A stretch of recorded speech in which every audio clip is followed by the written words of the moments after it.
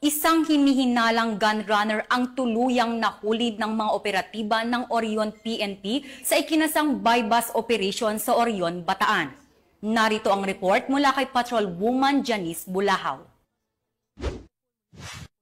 Arestado ng mga operatiba ng Orion Municipal Police Station ang isang hinihinalang gun runner sa Barangay Bilolo, Orion, Bataan. Kinilala ni Police Colonel Marites A. Salvadora, Provincial Director ng Bataan Police Provincial Office, ang suspect na si alias Juan, 46 taong gulang at residente ng City Site, Barangay Bilolo, Orion, Bataan. Matagumpay na isinagawa ang buy-bust operation dakong 11:15 ng gabi sa pangunguna ng Orion Municipal Police Station sa pakikipagtulungan ng mga operatiba mula sa iba't ibang unit ng pulisya sa ilalim ng direktiba ni Police Colonel Salvadora. Nahuli ang suspect matapos positibong makapagbenta ng isang caliber .38 revolver sa isang police posture buyer.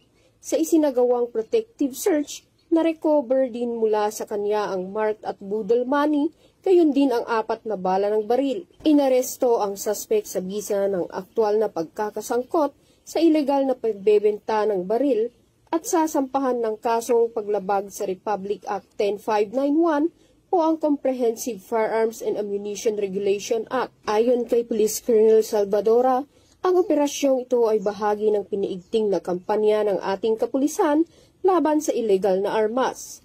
Patuloy ang maigting na kampanya ng PNP laban sa mga sangkot sa ilegal na aktibidad upang mapanatili ang kapayapaan at kaayusan sa buong lalawigan ng Bataan.